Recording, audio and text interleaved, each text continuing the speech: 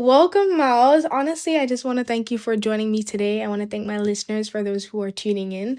My team and I are excited to share your unique story as a part of our project. We are really dedicated to capturing the diverse narratives of Black communities in Washington, D.C., and our aim is to truly create a rich tapestry of experiences through audio, video, and video formats, highlighting the vibrant lives of individuals like yourself, Miles.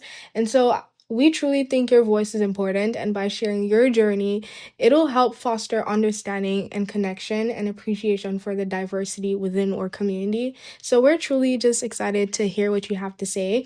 So, please feel free to express yourself openly and honestly. So, firstly, I want to say, Miles, what is your age range? Well, before that, I want to say thank you for having me. But my age range, I would say I'm in my early 20s.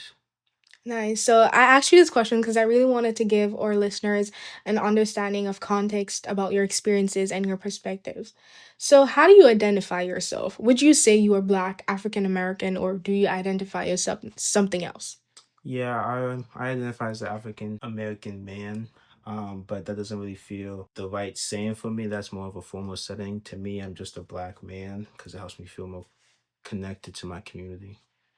Wonderful. I really love that. So, in the essence of that, where are you originally from? We had some behind the scenes conversations about your roots, so I want to know where you're originally from. Yeah, so I grew up in Cincinnati, Ohio. My family is mostly from Cameroon and Nigeria. So I have a lot of good histories and roots that really date back to, the motherland. Wonderful. I love that, Miles.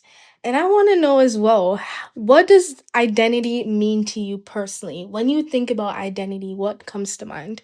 To me, it really being black really means resilience, creativity, and the history behind it.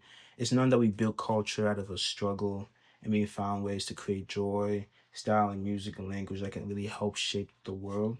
So you mentioned you grew up in Cincinnati and you moved to DC a few years ago. How has living in DC shaped your black identity? It's really changed my perspective a lot. Because growing up in Cincinnati, being black felt more segregated. But moving to DC felt really different. There's black history everywhere, like Howard, the go-go music, the politics, the culture. It's really feels like a black excellence that isn't an exception here. It's the foundation. It gives me a deeper sense of pride here than back in Cincinnati. That's powerful. It sounds like DC truly gave you a broader sense of belonging and visibility, and I think that's something that is not often overlooked, but something that's not talked about a lot, especially within our generation. So I really liked how you touched on that part. DC was once called the Chocolate City. What has been your experience with gentrification so far? So for me personally, when I first moved here, I expected to see black neighborhoods everywhere. Mm-hmm, Um, mm-hmm. as I had done my research and I met some of the longtime residents here. One of them had to leave because they couldn't afford it anymore. Well, And I feel like that's a the good one. culture itself is being pushed out into the city. Mm, Um, but the identity of DC being a black community. community is Mm-hmm. still there. So it's kind of like how it is anytime black representation is involved. They Mm-hmm. kind of love us, but don't love the idea of us being in it. So We all know about the American dream and that term being used a lot, especially as an international student and someone who's not from the United States.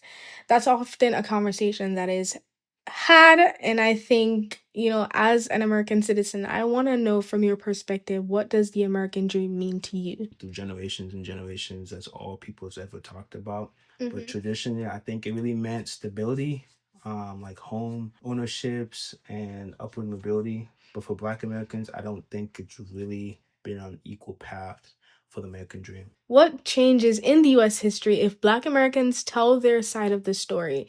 What changes do you think we will see in US history then? Um, Pretty much the whole story. Nice.